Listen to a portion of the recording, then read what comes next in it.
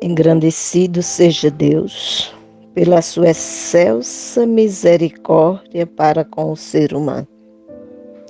A palavra de Deus nos mostra, seguindo o texto bíblico de Gênesis capítulo 3, que o homem pecou. Que homem? Adão. E com Adão, toda a humanidade herdou a natureza pecaminosa.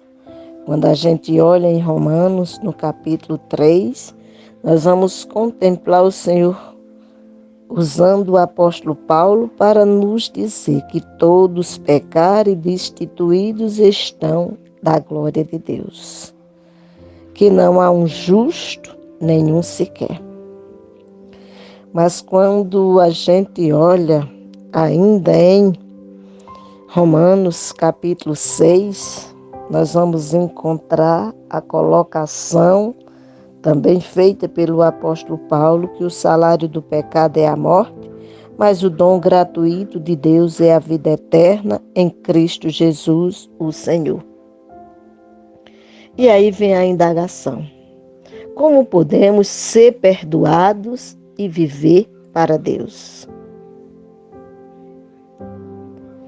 Ou podemos conjecturar, ou indagar, ou refletir a respeito da situação do ser humano como pecador e a solução apresentada por Deus. E dentro desse contexto podemos ver os pecados e a salvação em Jesus? Ou podemos ainda refletir da seguinte forma: o Evangelho, o que é a salvação e como obtê-la? Se você observar, são 3 colocações que nos direcionam ou que nos levam a pensar qual é a situação do homem, qual é o problema que esse homem enfrenta e como obter a solução.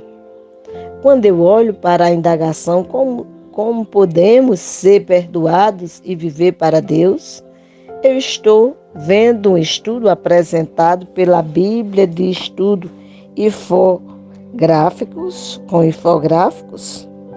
E nessa Bíblia de Estudo, que é a Bíblia de Estudo visual, ela faz essa apresentação, ou apresenta esse estudo, no qual nós vamos contemplar os escritores. É uma Bíblia apresentada pela Sociedade Bíblica do Brasil, na nova tradução da linguagem de hoje, que traz vários estudos, dentre eles esse, na qual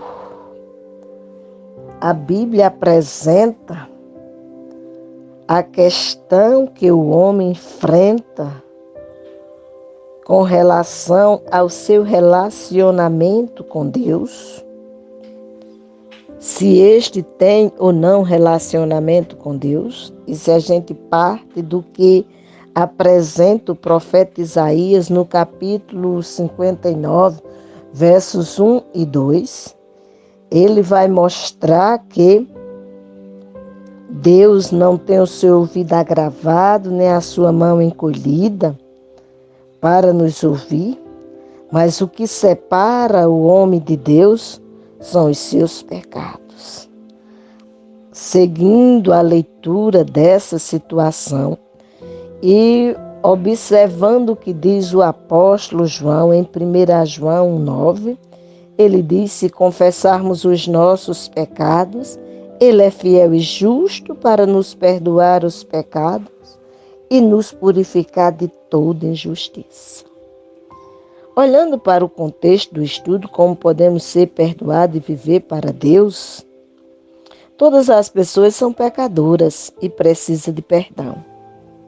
Aqueles que querem um relacionamento com Deus devem primeiro aprender como os seus pecados podem ser perdoados, para que possam se tornar aceitáveis a Deus e viver vidas transformadas que estão cheias de amor e compaixão. Dentro desse contexto, o estudo nos apresenta ações que devem ser tomadas por nós, os pecadores, e o que isso significa para nós. A primeira colocação dentro desse contexto que a Bíblia nos apresenta é a questão de confesse os seus pecados. A primeira coisa, se são, como disse Isaías, os nossos pecados que nos separam de Deus, então sigamos o modelo que disse o apóstolo João e confessemos os nossos pecados. Porque à medida que a gente confessa os nossos pecados, nós vamos contemplar a ação divina em nossas vidas. Então, o que é que acontece? A confissão é necessária para receber o perdão dos pecados. Quando admitimos que somos pecadores, reconhecemos a nossa necessidade de um Salvador e podemos ser purificados do pecado. Enfatizando o que foi dito por João, ele se inclui no quadro, visto que não há um justo, nenhum sequer, como está em Romanos, ele diz, se confessarmos os nossos pecados, ele, quem? Deus, é fiel e justo para nos perdoar os pecados e nos purificar de toda injustiça. E quem é o mediador para esta ação? O mediador para esta ação é Jesus, porque foi o Senhor Jesus que morreu na cruz para que você e eu, nós, pecadores, pudéssemos voltar a ter comunhão com Deus. À medida que nós reconhecemos o nosso pecado e confessamos a Deus a nossa situação, Ele, o Senhor, vem com a sua ação misericordiosa e opera em nós. Em Efésios, no capítulo 2, versos 3 e 4, nós temos a seguinte colocação. Em que noutro tempo andaste segundo o curso deste mundo, segundo o príncipe das potestades do ar, do espírito que agora opera nos filhos da desobediência, entre os quais todos nós também antes andávamos nos desejos da nossa carne, fazendo a vontade da carne e dos pensamentos. E éramos, por natureza, filhos da ira, como os outros também. Paulo, escrevendo à igreja que se encontrava em Éfeso, ele diz que a igreja foi alcançada pelo Senhor, mas que ela, a igreja do Senhor, não esquecesse que em outros tempos ela era igualzinha. E que, assim como eles confessaram, ele orientava que essa palavra fosse levada para aqueles que ainda não tinham o Senhor Jesus como Senhor e Salvador de suas vidas, para que eles pudessem, assim, confessar os seus pecados, ser restaurado, ser ouvido por Deus, deixar de ser criatura e passar a ser filho. Como criatura? Quando a gente olha no Evangelho segundo João, capítulo 1, versos 11 e 12, a palavra é bem clara, que aquele que ainda não reconheceu Jesus como Senhor e Salvador de sua vida, esse não é filho, é criatura, pois o texto nos diz que ele, Jesus, veio para o que era seu e os seus não receberam, mas a todos quanto receberam, deu-lhes o poder de serem feitos filhos de Deus, a saber, os que creem no seu nome. Então, a primeira coisa que o pecador precisa fazer é confessar os seus pecados. Peça perdão a Deus. Em Efésios 1, verso 7, diz a palavra, em quem temos a redenção pelo seu sangue, a remissão das ofensas segundo as riquezas da sua graça. Nós recebemos o perdão de Deus pela graciosa ação de Deus de ter nos enviado o seu Filho unigênito, Jesus Cristo, para que assim pudéssemos, através de Jesus, sermos restaurados a Deus. Como estava dizendo o texto de João, que ele veio para o que era seu e seus não receberam, mas a todos quanto receberam, deu-lhes o poder de serem feitos filhos de Deus, a saber os que creem no seu nome. Aí vem uma pergunta: você já é filho ou ainda continua sendo criatura? Se você é filho, glorificado seja Deus, porque você já reconheceu que é pecador e que a solução só está na pessoa de Cristo Jesus. Se você ainda não reconheceu essa situação, que tenha essa oportunidade agora e se coloque diante de Deus, confessando seus pecados e pedindo a Deus que em Cristo Jesus, o Senhor, você seja purificado.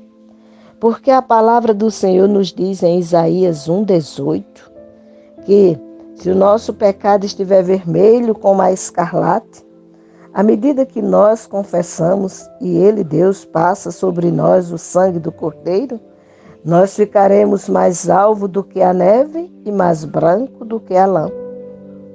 Mas é preciso confessar.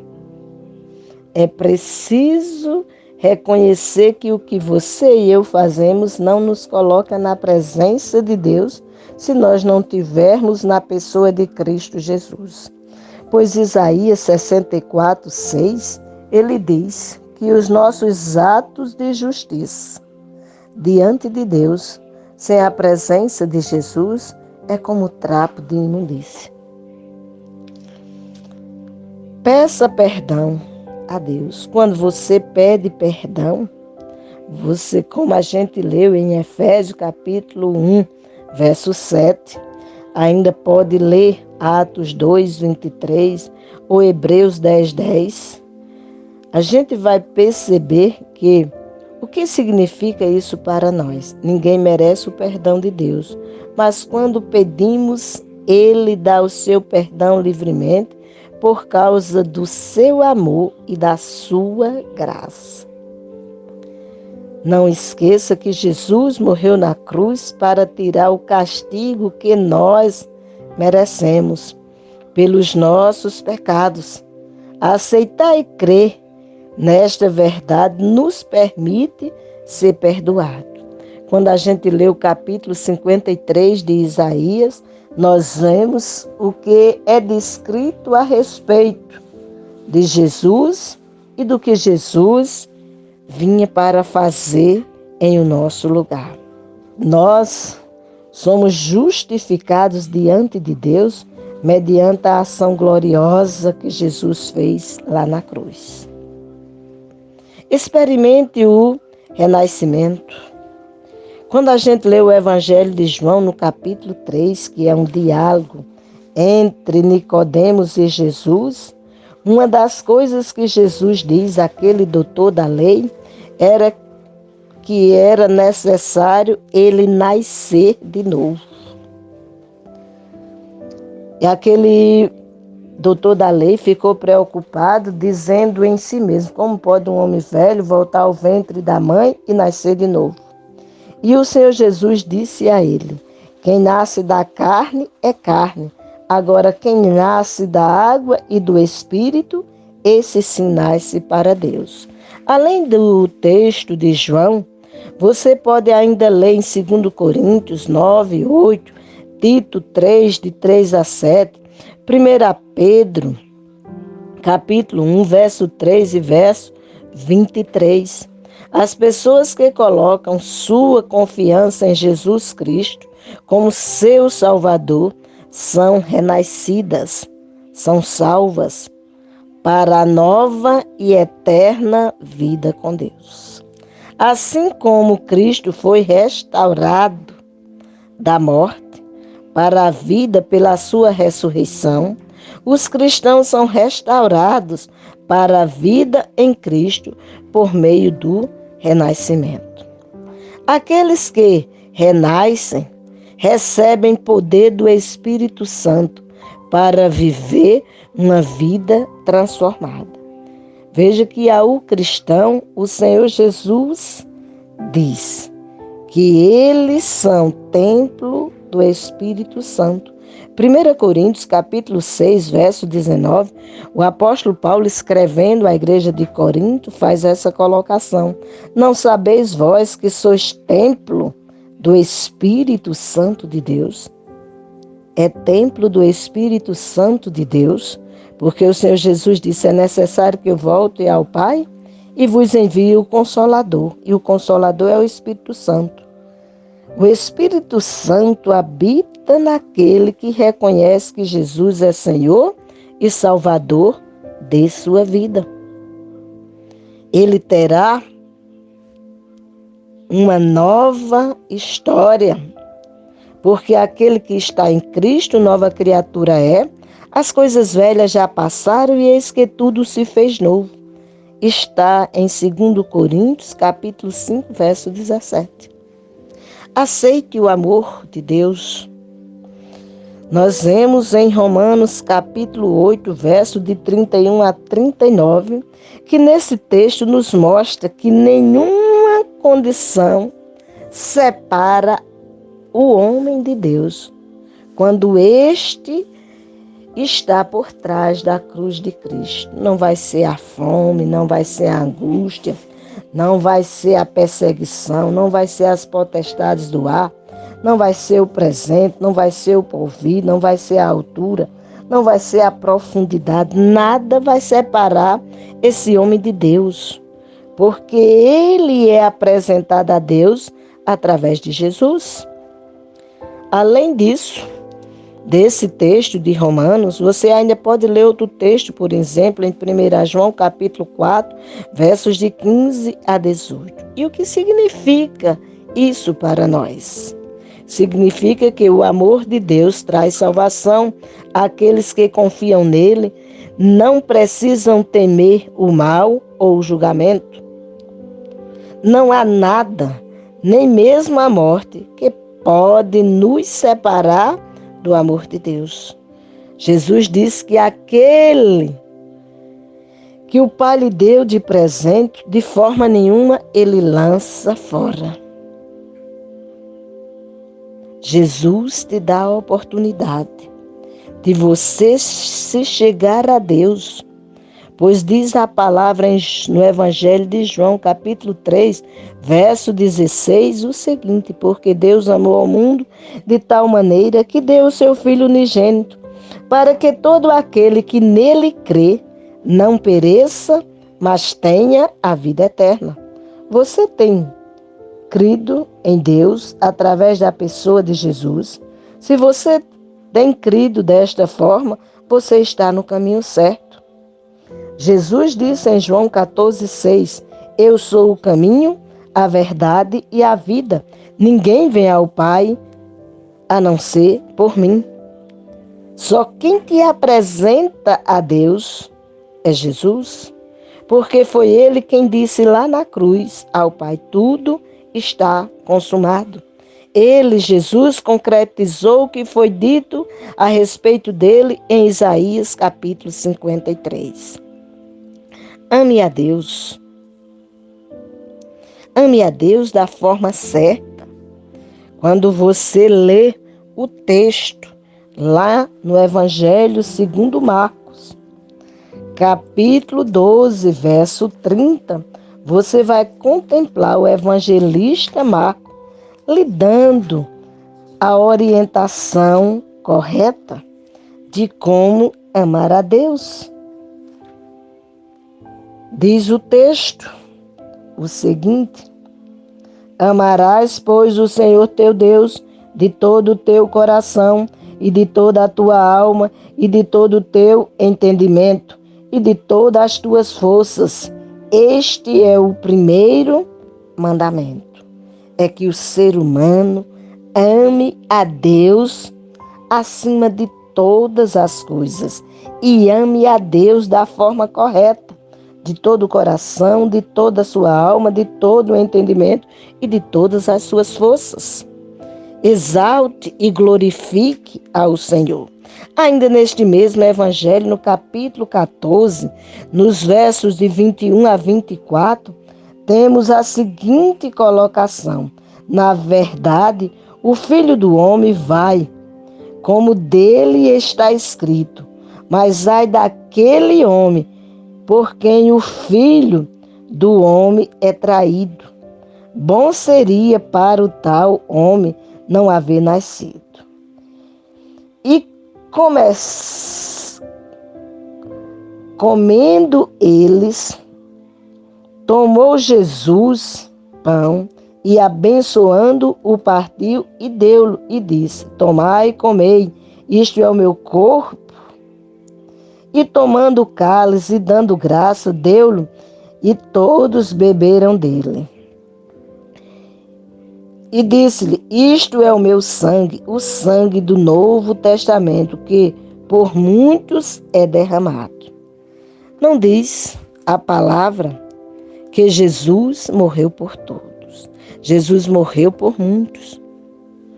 Deus amou a todos, mas nem todos amaram a Deus. O que significa isto para nós? Deus quer que o amemos, obedecendo a Ele e colocando em primeiro lugar na nossa vida. O amor e a honra a Deus nos libertam dos nossos desejos pecaminosos. Além de amar a Deus sobre todas as coisas, como nós lemos, o Senhor também espera que nós amemos ao nosso próximo. Mateus 25, verso 40 nos mostra isto. Gálatas capítulo 6, verso 10 também. Efésios 4, de 1 a 5. 1 Tessalonicenses 4, 9. Tiago 2, 8. E o que isso significa? O amor a Deus se reflete em amor pelos outros. Estamos unidos em nosso amor pelos outros. Nós amamos os outros procurando oportunidade para ajudá-los e servi-los. Quando a gente lê, por exemplo, Mateus capítulo 24, o Senhor mostra o contexto do final dos tempos. Quando nós lemos o capítulo 5, do 25, do verso 31 em diante, o Senhor faz toda uma colocação em como andar na presença de Deus e servi-lo. Quando a gente cuida do nosso próximo, estamos fazendo isto para Deus. Lembre-se, ame a Deus sobre todas as coisas. Ame a você. De que forma? Rendendo-se aos pés do Senhor e reconhecendo Jesus como Senhor e Salvador de tua vida. E assim você será um ser vencedor, para a glória de Deus e para a alegria do teu coração. Que Deus nos abençoe.